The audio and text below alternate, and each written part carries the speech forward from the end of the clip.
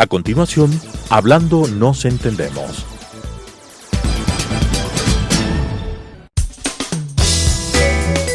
Clasificación A. Apto para todo público.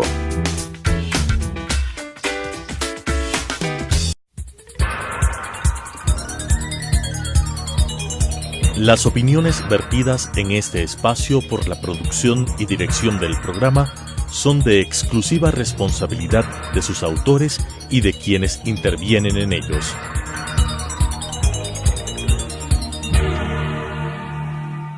Telesucesos Canal 29 UHF presenta Hablando nos entendemos, un programa de la Academia Ecuatoriana de la Lengua con la conducción de Gonzalo Ortiz Crespo. Hablando nos entendemos.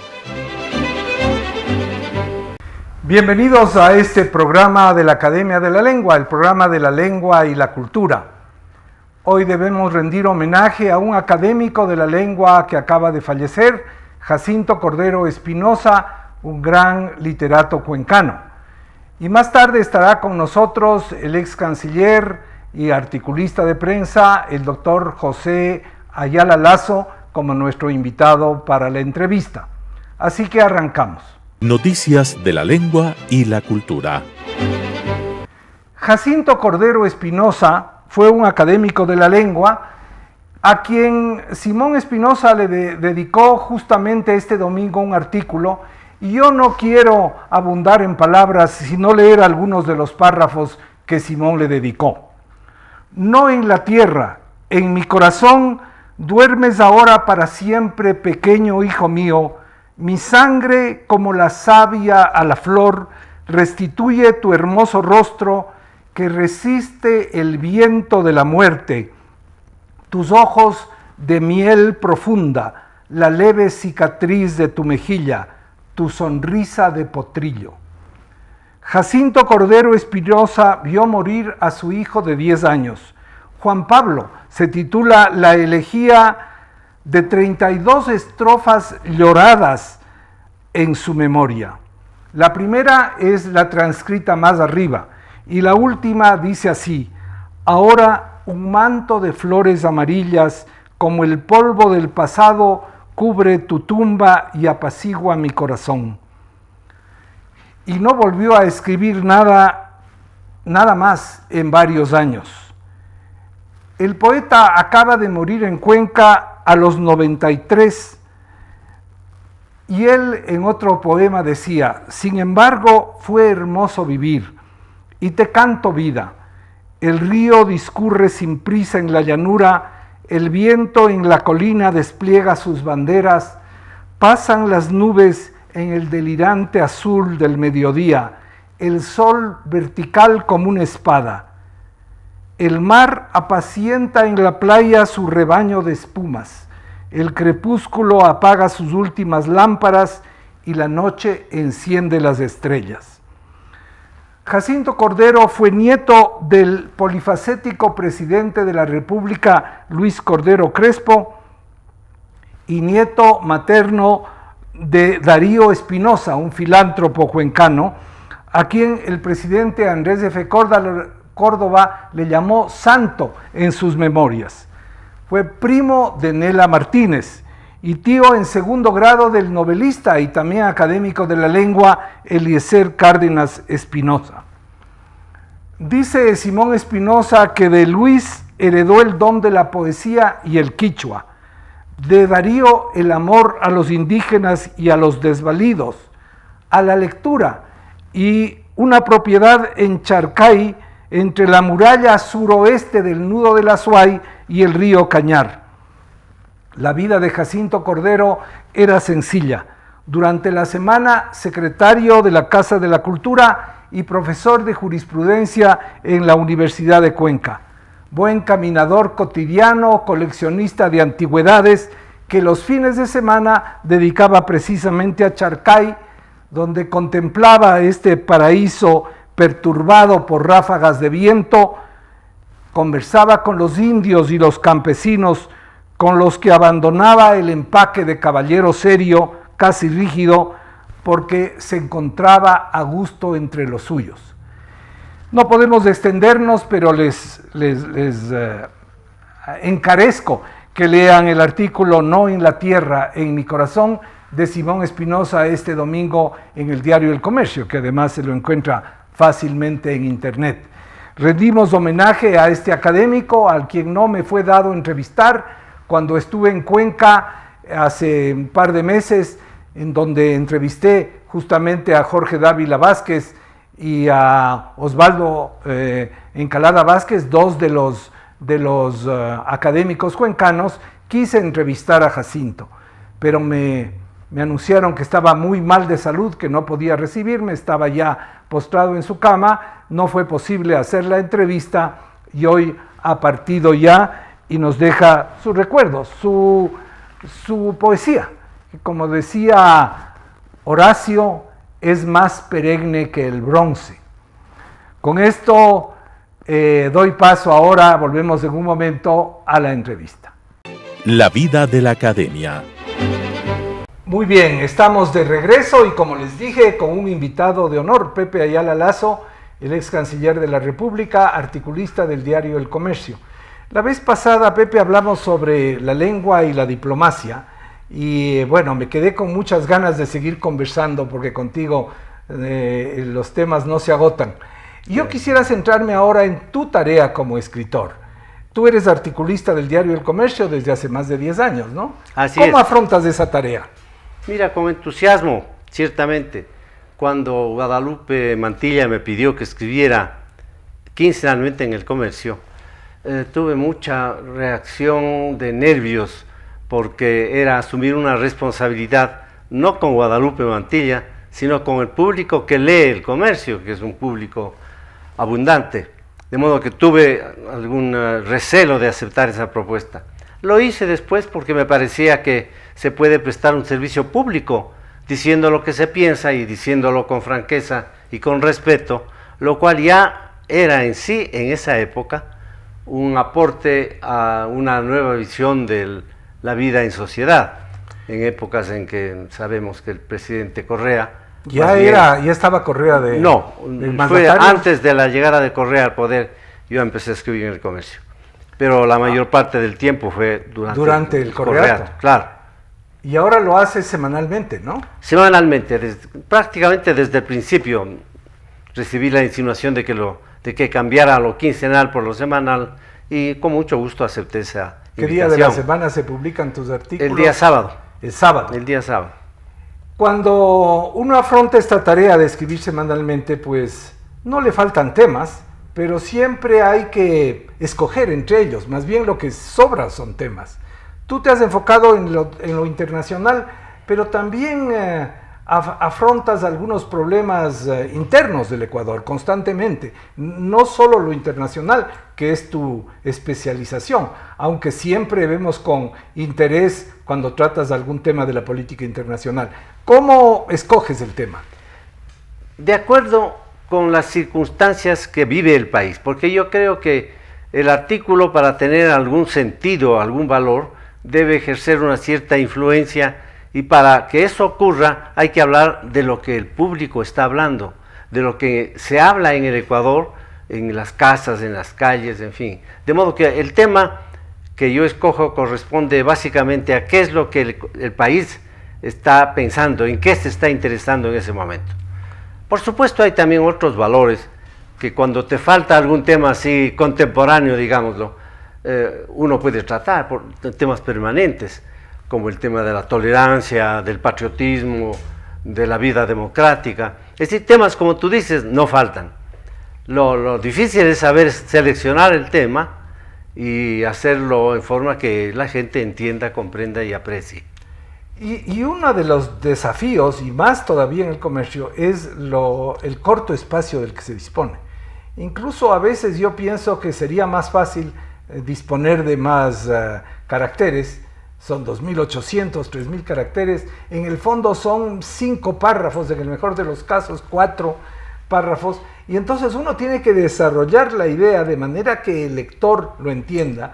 Y además desarrollarlo con argumentos. No es cuestión de llenar de adjetivos un artículo. Así es.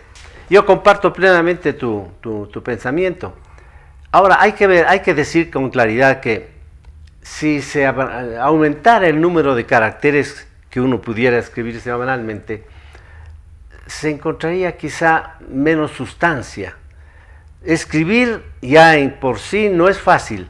Escribir y sintetizar las ideas en un artículo corto es mucho más difícil que hablar analíticamente en un lenguaje más amplio, ¿no es cierto?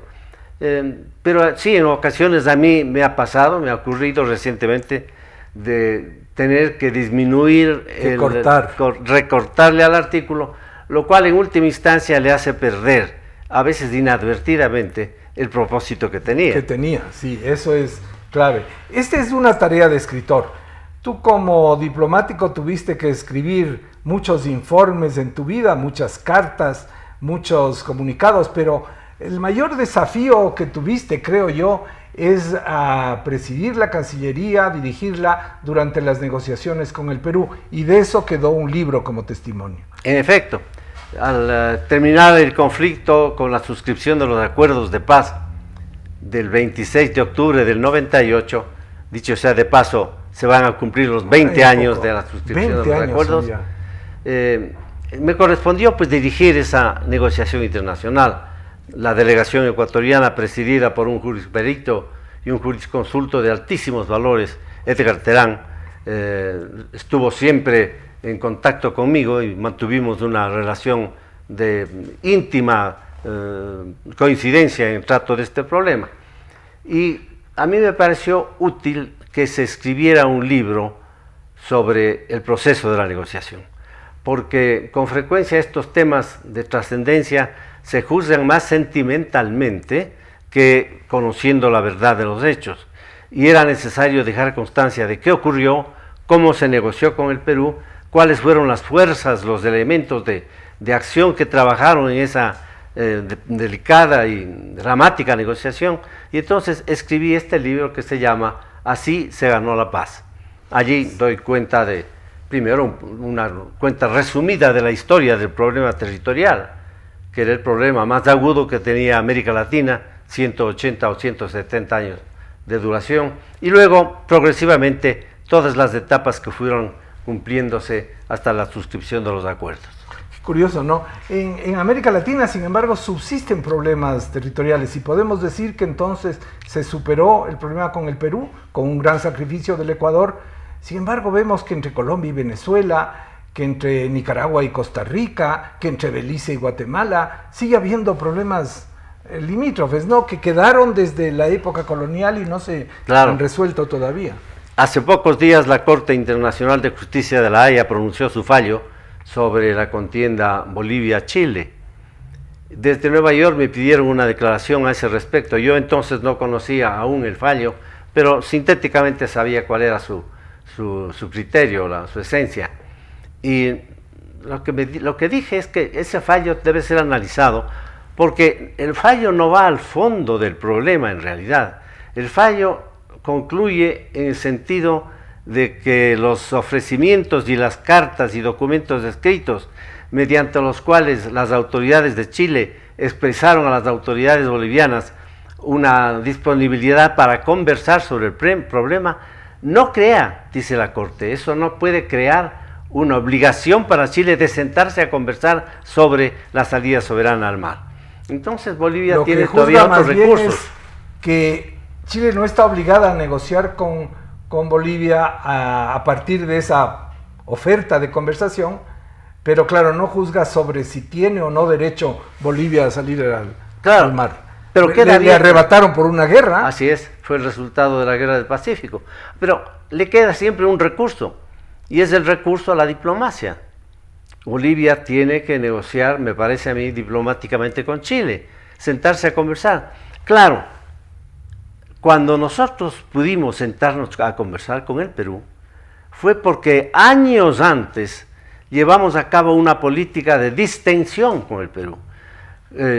Llegamos a la conclusión que todas las disputas públicas, los incidentes de frontera, lo único que hacían era reafirmar una realidad posesoria por parte del Perú sobre los territorios que el Ecuador consideraba suyos. Una realidad posesoria que se había ido extendiendo por un siglo siquiera de ocupación del Perú, que cada vez avanzaba más arriba. Pero solo hasta el año 42. Hasta el año 42. Desde el año 42 no hubo ningún avance peruano. Porque había el protocolo de Río. Porque, claro, el Perú defendía la vigencia del protocolo. Sin embargo, el Ecuador mantuvo que ese protocolo era nulo, que ese protocolo era inejecutable, una serie de argumentos para no aceptar esa línea. Así ¿no? fue. De modo que negociamos después de haber creado un ambiente apto para la negociación. Y entonces cuando aquello vino ya desde antes. El doctor Rodrigo Borja hizo el planteamiento del arbitraje papal, lo cual le sacó un poco al Perú de su inmovilismo, pero luego vino Fujimori y fue recibido en triunfo, en paz por el Ecuador, ¿no? Así es. No olvidemos que el canciller José Antonio Lucio Paredes habló ya de la necesidad de pacificar los ánimos. Osvaldo Hurtado luego hizo una consulta nacional para llegar a señalar con claridad qué tesis debía mantener el Ecuador de conformidad con el pensamiento del pueblo. Luego Rodrigo Borja hizo su planteamiento en Naciones Unidas. Y finalmente el año 95 hubo un triunfo militar. Un triunfo militar que también debe haber ayudado, sobre todo para... Eso es lo que más ayudó. Para el espíritu del ecuatoriano. Claro. Finalmente, un poco como que nos sacamos la pica, para decirlo de una manera vulgar. Nos aliviamos de esta situación de depresión y conflicto que se vivió después del 41. ¿no? Así es. Yo escribí entonces estaba yo en Ginebra, y al servicio de Naciones Unidas, y escribí una larga carta al presidente Durán Ballén, después de la victoria del CENEPA del 95, en la que le decía que esa victoria nos daba la oportunidad de negociar sustantivamente con el Perú para terminar con el problema territorial, porque ya negociábamos ahí como con un país que no había sido vencido. No estaba en cuestionamiento nuestra dignidad estaba en el máximo nivel posible, salvada. Y eso ocurrió ventajosamente. Y cosa muy curiosa, se hizo en los Estados Unidos, por parte de un Instituto de Derecho Internacional, un análisis en el que concluían exactamente en la idea que habíamos tenido nosotros. Es decir, la victoria del CENEPA le permitió al Ecuador, uno, abrir los ojos a la realidad, y luego negociar de igual a igual con el Perú. Qué cosa. En realidad eso es lo que hemos sentido todos.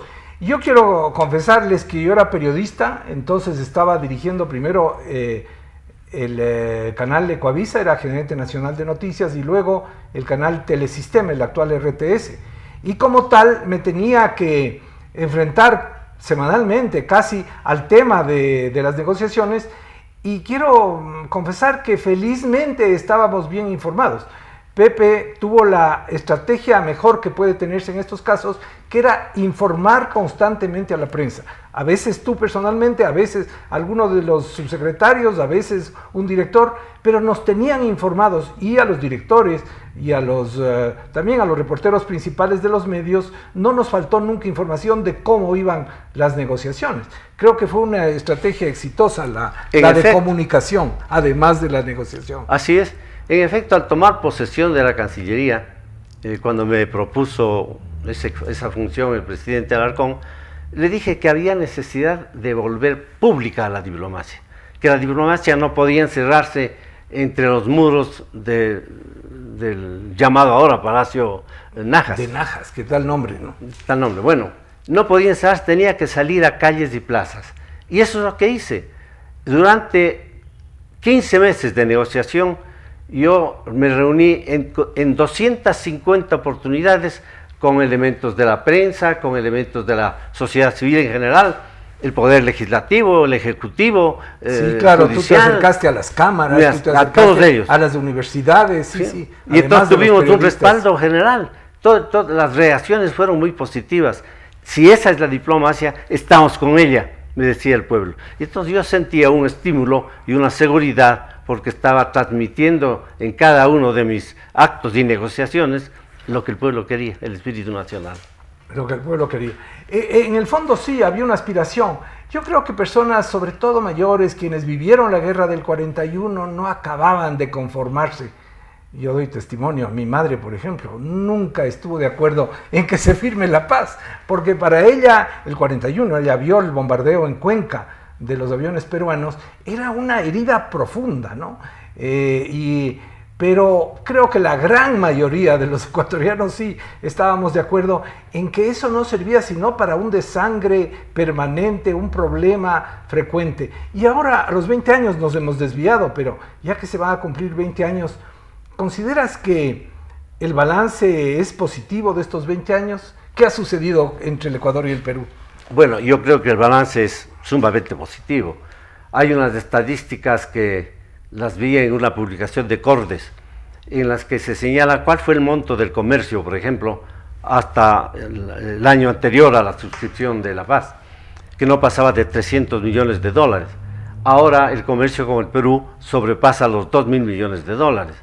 Es nuestro tercer socio comercial. Claro, eso en Estados Unidos, Colombia y Perú. Bueno, eso en cuanto a comercio.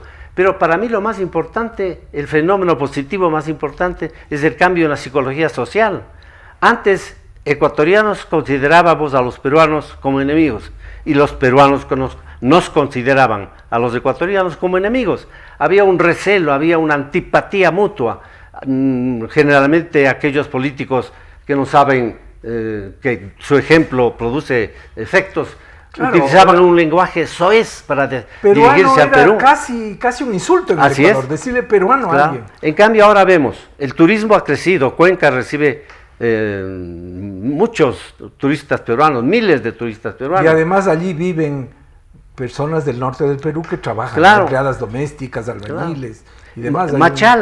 Machala se ha convertido, hace pocos días nos decía la prensa, en un emporio de producción y de dinamismo económico.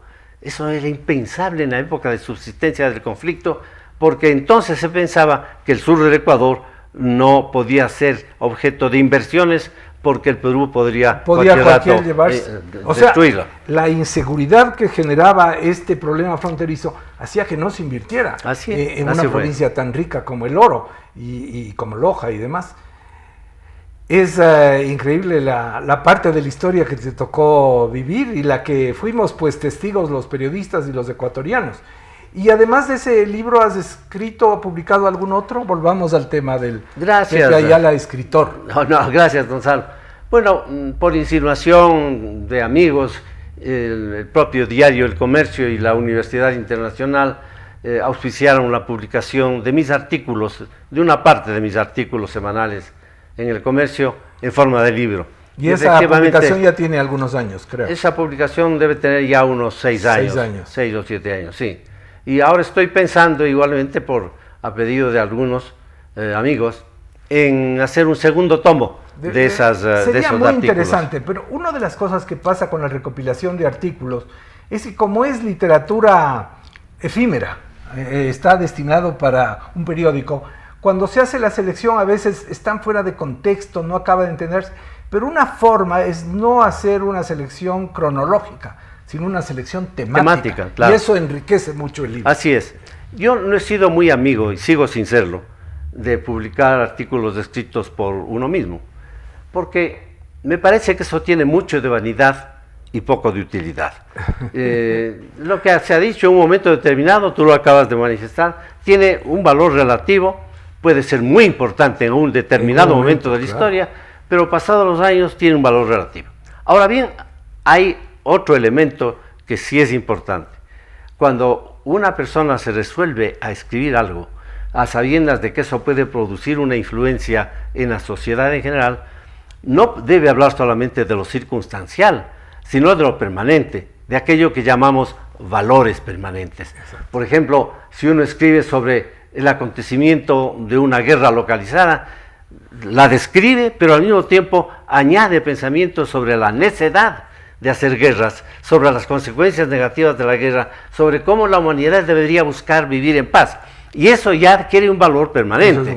Y en ese sentido puede ser que una publicación de los artículos de cualquier persona que los escriba sea útil. Y sin duda por la forma como escribes, porque tú tienes mucha claridad y mucha elegancia al decir las cosas, y eso también es un valor permanente. Eso es lo que hace la literatura también que sea algo a lo que debemos recurrir constantemente, es decir, un ejemplo de lenguaje. Y por eso probablemente, y por otros méritos, es que eres académico de la lengua, es decir, por lo que cuidas la forma de decir las cosas.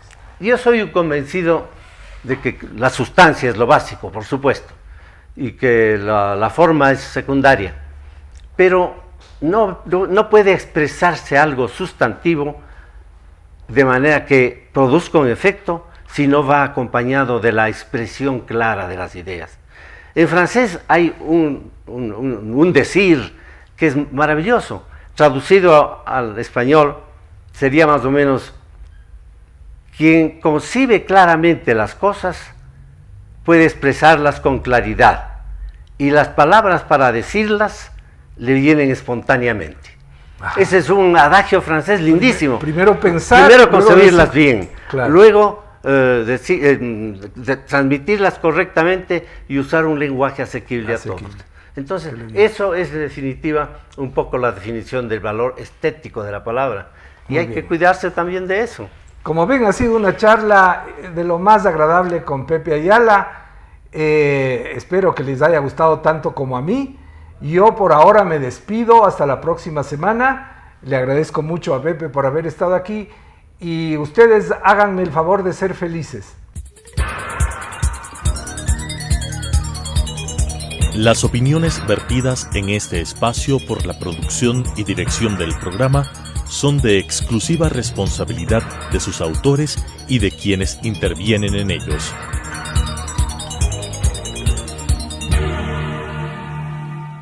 Telesucesos Canal 29 UHF presentó Hablando nos entendemos, un programa de la Academia Ecuatoriana de la Lengua con la conducción de Gonzalo Ortiz Crespo.